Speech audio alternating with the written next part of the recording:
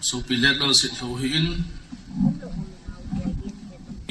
Paominlun haolai hiin kazana kan pin tunia hong ti khom lamkai chengsi ipizo si kalimna salam kain borin he kukin pi Manipur kukin pi thalenga in pi pu holim yong chu athing set hitan hizong le programa kimin chon tak han chun phatla saulovin kenang chamcha kalungel hin sheng kating teni hi le Sopi teni hi le janil ha chun ichi mulam langa kona hong ki po chu to khom pi kukin pi sadar islam kai cheng to civil hospital OPD muna chu kana le movin zanar ina thu hen lang ki vai ha na thu hen lang tumpon se dinga lom jong le chan ha chun kana bolovin in submit in het PD win pharmasan kan pong do no min he point ni se in holim no min tu ni hin thulala idin munu ki khel dung zuya lesson ai nei wa phadham tia point khat point ni ka se no min he mi him hi so ke jubin lam kai loi ai lo wa hele mi thama loi yong leven kitai moding le kisip to ding angai hin ahin ichikum ni kum thum sunga galan nei sungwa ko na kitil khona dinga ken kan ki mu pen si pham tile mi to ding to mi sin mo pa hi ipai tha le kilung mo ngai ti ka mu doi ne tu ni hi kenjet si to ding dol kukin pi to ding dol alu le MLA ho to ding dol thingno ho to ding dol kagel tiang le kasit na kamu tiang le alo le ipiham akiwat kamu tiang le ele eki kisulung nia bai apa chom num kasapon ria chun mi pi te thei dinga le e man I bol ding lai ta se ki focus ho hitin nam zo do ngap cha jong lam ho thu tan tin e ma hi na chu ipan la ding dan pa hi thupi pena ingai tua hichinam gal kanei sunga hi ipham ko contribution ding tia igelwa iso bitenin tuni namchunga bat asa sa ron banga asa do ron banga hi ho jong contribution ding pa wang chu ikigelwa atang hon bol tan te ti ikigel ha thei wa hi lawang chu kitil khon hoi pen dam ka ti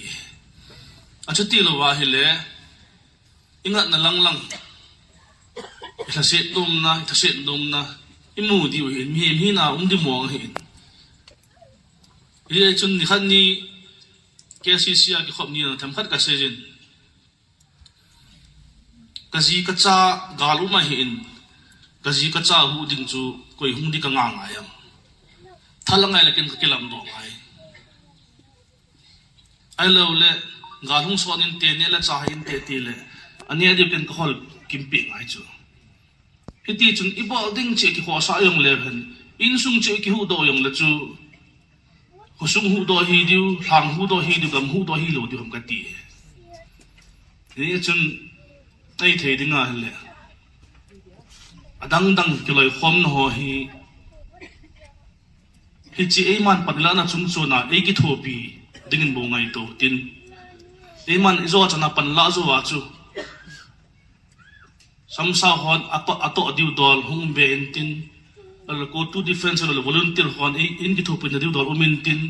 house open panla dol hung umintin imajo se extra ai la be a hele chu nam piu hi hat na ding na ka mu he thil kloi khom na organization hen lang pan mun chom ho hi ipiha ila asam na wa imu wa halawang chu inung chon jing du ele ka insum mi te wang ji gaw sunga heti pan kala ding he iti a hele I chan dang ki se thasam jong le e dinga chu plus point hi tho wa he e a chu tilang panga chu ikitil ho wa mabana ga chat khom na wa chu ki pan la wa hele phadam ti a chu lungel yok sa kan se in point ni na min phat ai lo wa hele credit hol yong hi ibol di vin kadai pun ito do u ai lo wa hele isei do u tam tam na veta ki phom da be yang ta kho lo pi chu ito do phol hi sau te ka ti to social media hu e ho again sa thu sim tam ta chi khu pi ji ham ti a hale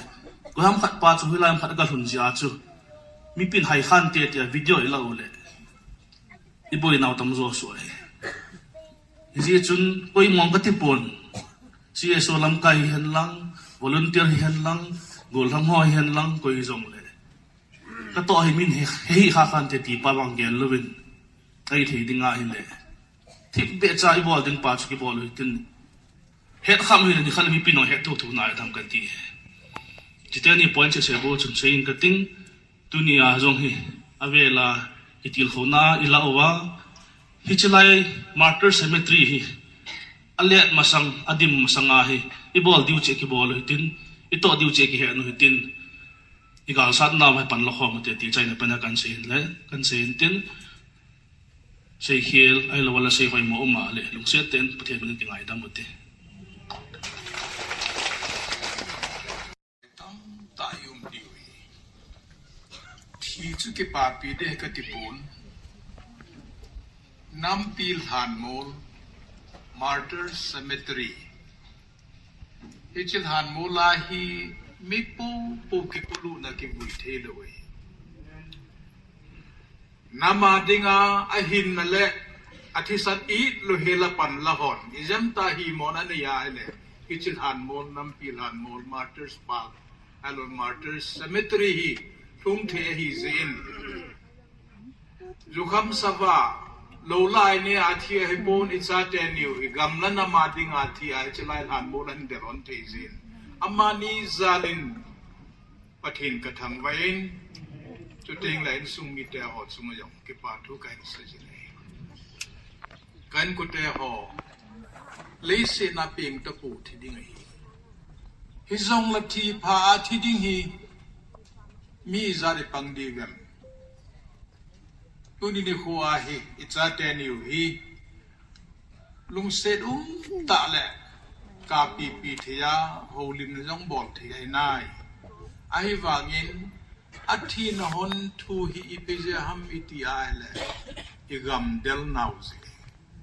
separate administration in the form of UTB legislature under article 239A iti was September tarikh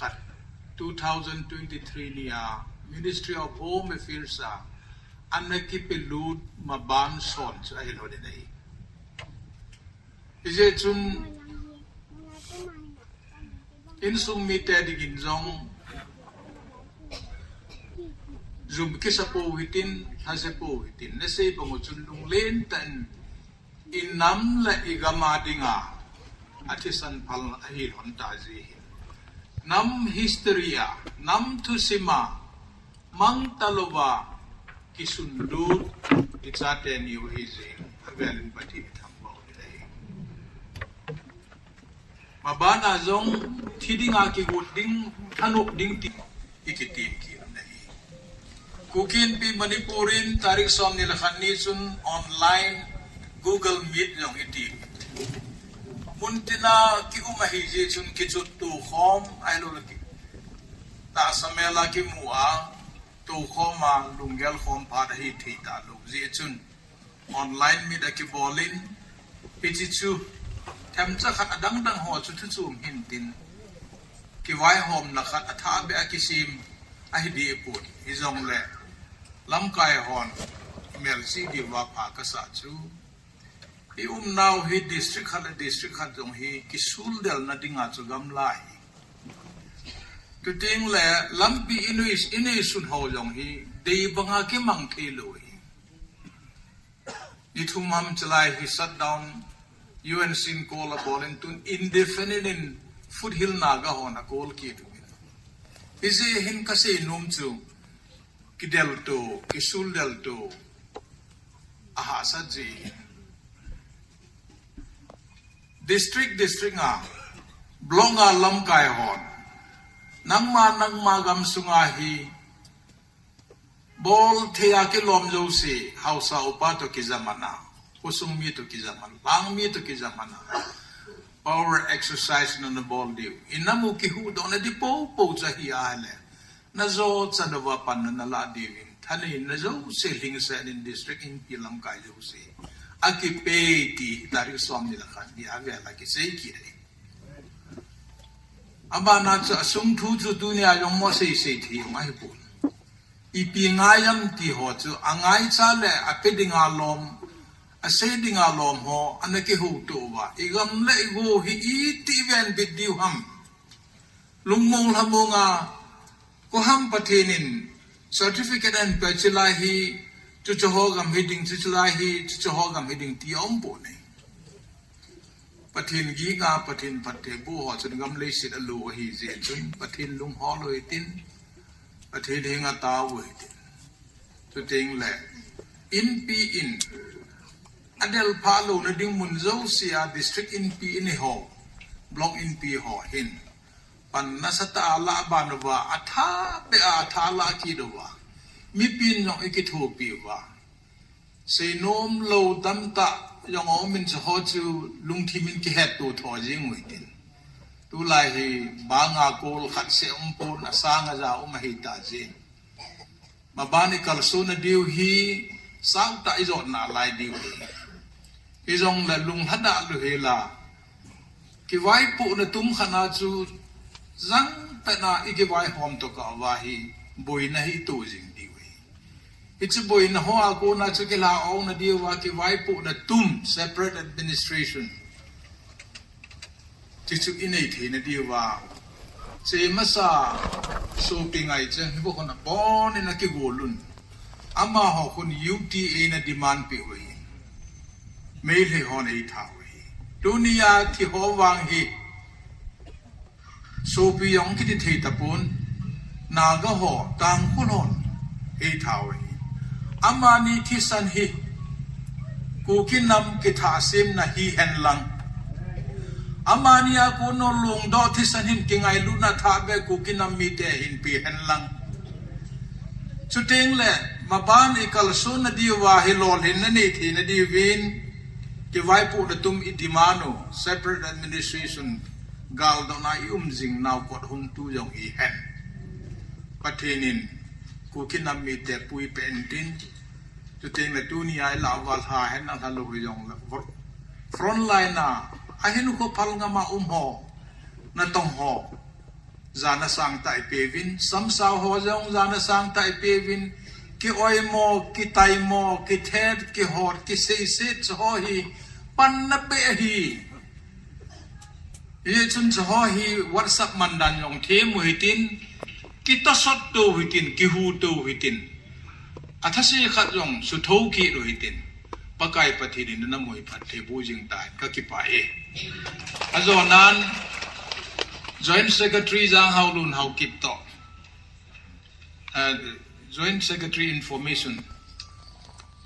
cha te new anan pun ka khatin su pu honing teng ke ho pa chan chui tam